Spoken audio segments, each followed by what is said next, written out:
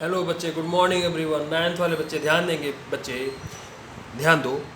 बच्चे कल अभी तक हम लोगों ने पढ़ा मेल्टिंग पॉइंट, दूसरा पढ़ा था बच्चे बॉइलिंग पॉइंट। आज हम लोग पढ़ने जा रहे हैं बच्चे लैटेंट हीट। लैटेंट हीट क्या है, इस चीज़ को बच्चे आपको समझना होगा।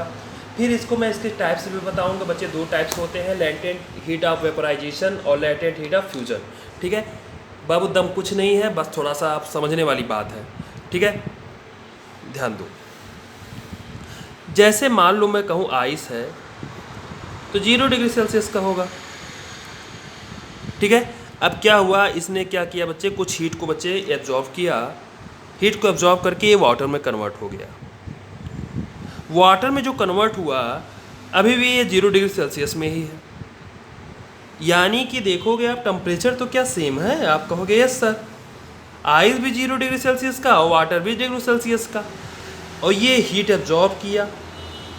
बाबू, जो इसमें हीट लगा है उसी को हम लोग बोलते बच्चे लेटेंट हीट। यानी कि जो किसके लिए जिम्मेदार हो बच्चे, किसी भी सबस्टेंस के उसके स्टेट चेंज के लिए जिम्मेदार हो। स्टेट का क्या करा दे बच्चे, चेंज करा दे। स्टेट चेंज के लिए जो जिम्मेदार होगा उसी को हम लोग बोलेंगे क्या बच्चे, लेटेंट हीट। यानी कि टेम्परेचर तो बच्चे फिक्स रहेगा दोनों स्टेट का, लेकिन क्या होगा, स्टेट बदल जाएगा। ठीक है, अब जैसे वाटर का हो, वाटर मान लो 100 डिग्री सेल्सियस है, ये वेपर में बच्चे कन्वर्ट होना शुरू हो गया वाटर। वेपर बना, वेपर बना, ये भी बच्चे मान लो 100 डिग्री सेल्सियस का है या है। ठीक है, यानी कि 100 दोनों का टेम्परेचर बच्चे फिक्स हो गया। ठीक है, तो ये हीट जो इसको दी गई वो क्या है बच्चे, यही इसकी लेटेंट हीट है। यानी कि फेज, वाटर था, लिक्विड था बच्चे, और गैस यानी वेपर यानी गैसेस फॉर्म में आ गया, यानी कि स्टेट तो चेंज हुआ ही। यानी कि जो हम लोग हीट दिए क्या बोलेंगे हम लोग, लेटेंट हीट। ओके बच्चा, किसी को कोई प्रॉब्लम नहीं हो रही होगी। चलो, इसको हम लोग बाकायदे डिफाइन करते हैं, उसके बाद इसके टाइप्स लिखते हैं। लेटेंट हीट,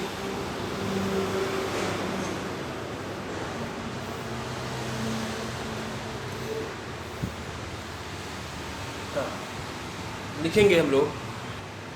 हाँ बच्चों ध्यान देंगे, आप लोग लिखेंगे change of state,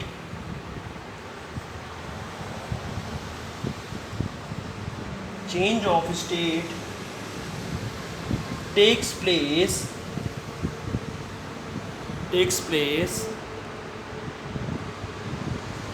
at a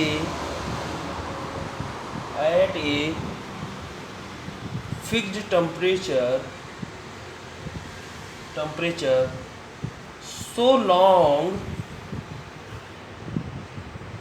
as the substances is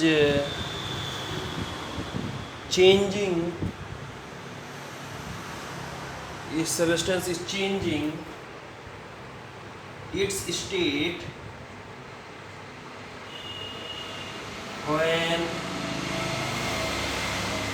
heat is, क्या होता है बच्चे, सप्लाई, यानी कि एडेड बच्चे, एब्जॉर्ब हो, सप्लाइड और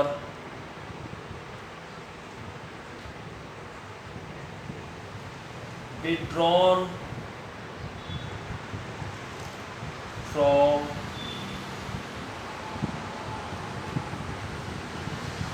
from the substance,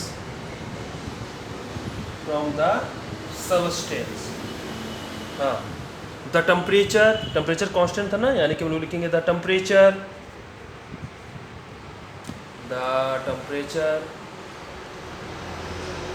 remain constant,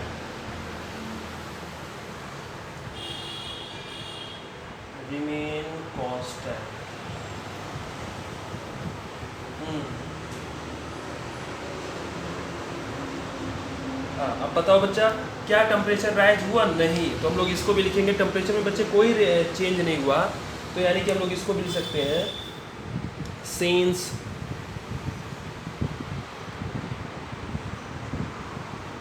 heat supplied does not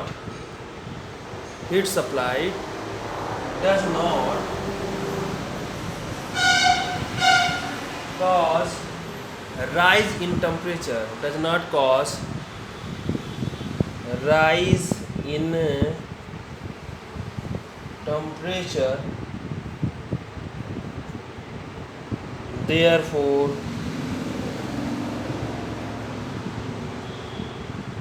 it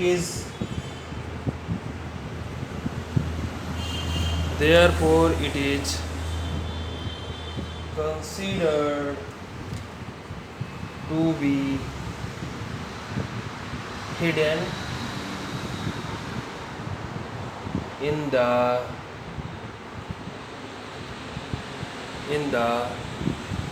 substance, in the substances, and hence termed as latent heat। बाद में आप लोग जब हायर क्लासेस में जाओगे, इसको मैं ऐसे कर देता हूँ ताकि आप स्क्रीनशॉट ले लो, ठीक है। जो भी मैं समझाया सब बच्चे इसमें मेंशन है, ठीक है।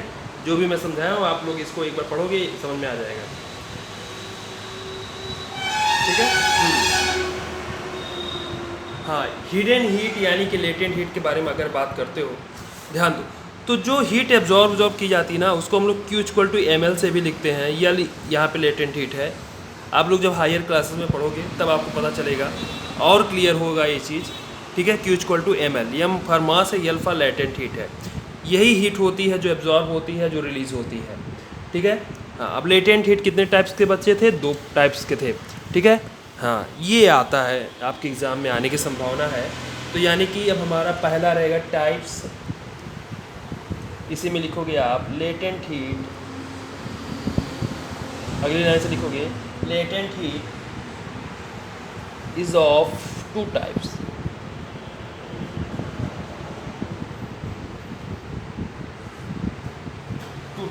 नंबर 1 क्या था बच्चे?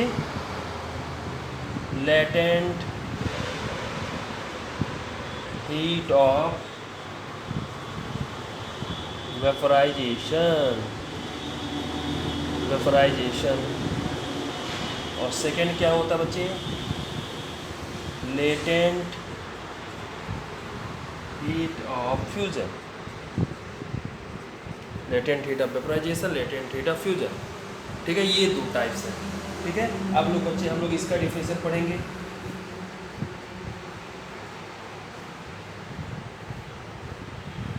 हाँ, ध्यान दीजिए, हाँ ध्यान देंगे बच्चों। अब हम लोग पहली हेडिंग क्या डालेंगे? Latent heat of vaporization. अब लेटेंट हीट ऑफ वेपराइजेशन जो हम लोग पढ़ रहे हैं वो क्या होता है, इसको समझने की कोशिश करो आप, ठीक है। ये बच्चे हीट होता है, हीट यानी क्यू, ध्यान दीजिए, यानी कि quantity of heat is required to unit mass of the substance from liquid to vapour state. Vaporization है ना, यानी कि वेपर में चेंज करने के लिए जो भी आप एक यूनिट, जैसे 1 kg बोला जाए, 1 kg मास है, ठीक है, उसको आप किस में था बच्चे? ये लिक्विड में हो, ठीक है। जैसे सपोज करो 1 यूनिट मास दिया जाएगा,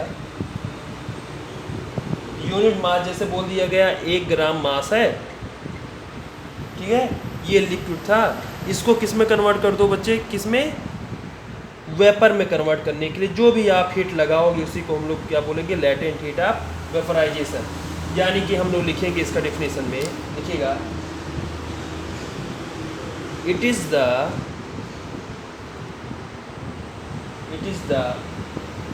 quantity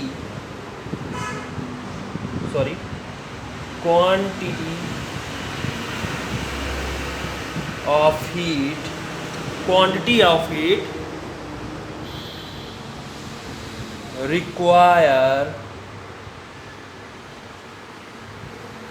required to change unit mass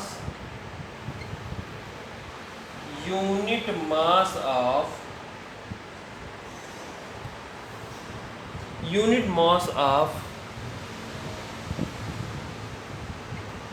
the substance unit mass of substance, unit mass of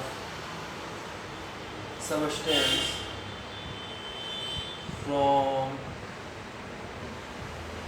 liquid to what beta paper vapor stage, ठीक है, vapour stage without change of temperature, without change of बच्चे temperature, यानी कि temperature को बच्चे बिना change किए आप इतनी हीट, मतलब वह देखो, it is the quantity of the heat required to change the unit mass.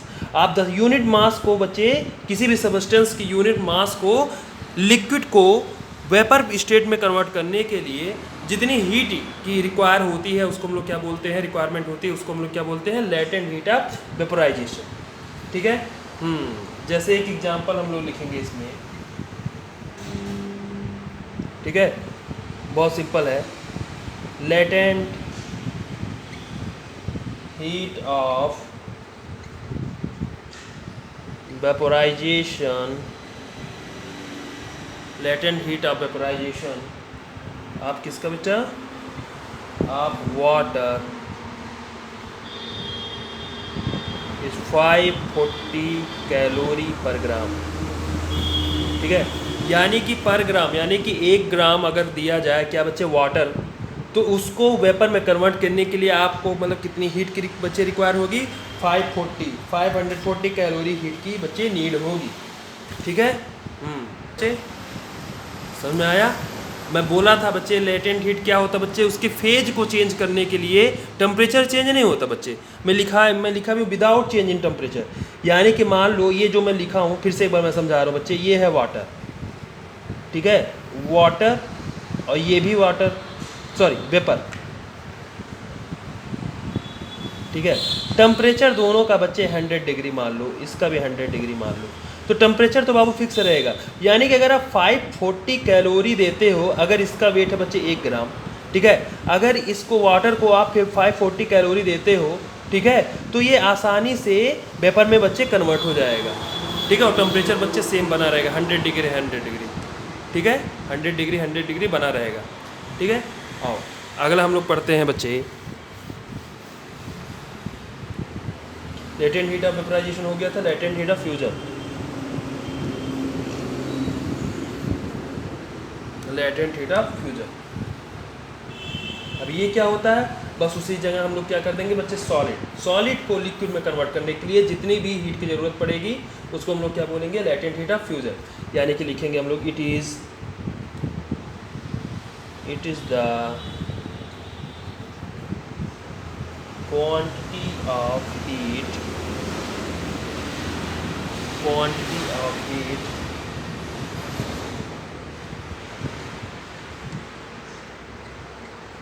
required to convert unit mass of the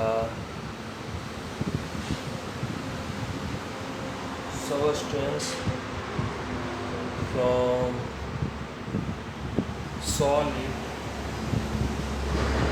solid to the liquid state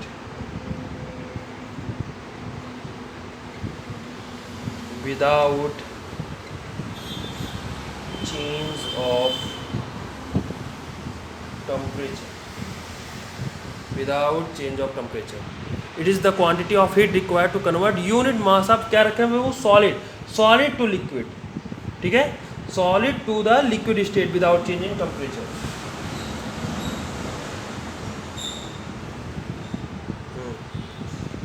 example हम लोग लिख रहे हैं क्या बच्चा, लेटेंट हीट ऑफ, क्या बच्चे किसका लोगे, लेटेंट हीट ऑफ फ्यूजन है ना, हाँ, fusion for ice is equal to सीधा मैं लिख दे रहा हूँ बच्चे 80 किलो कैलोरी पर केजी, या फिर अगर इसे ग्राम में लिखोगे तो क्या आएगा 80 कैलोरी पर ग्राम। ठीक है, हाँ ध्यान दो बच्चे, इस कभी कभी सीधे पूछ दिया जाता है, इसलिए मैं ऐसा एग्जाम्पल लिखाया हूँ ताकि आप याद कर लो इसे। ठीक है, लेटेंट हीट बच्चे फ्यूजन और वेपराइजेशन दोनों बच्चे क्वेश्चन आते हैं, तो उसको ध्यान रखना। आइस का कितना होता है बच्चे 80 होता है, वाटर का कितना होता है बच्चे लेटेंट हीट ऑफ वेपराइजेशन 540 सब कैलोरी पर ग्राम। ध्यान दो, यूनिट भी ध्यान रखोगे यार। ठीक है, चलो ठीक, इतना हो गया बच्चे, बस थोड़ा सा और बाकी है।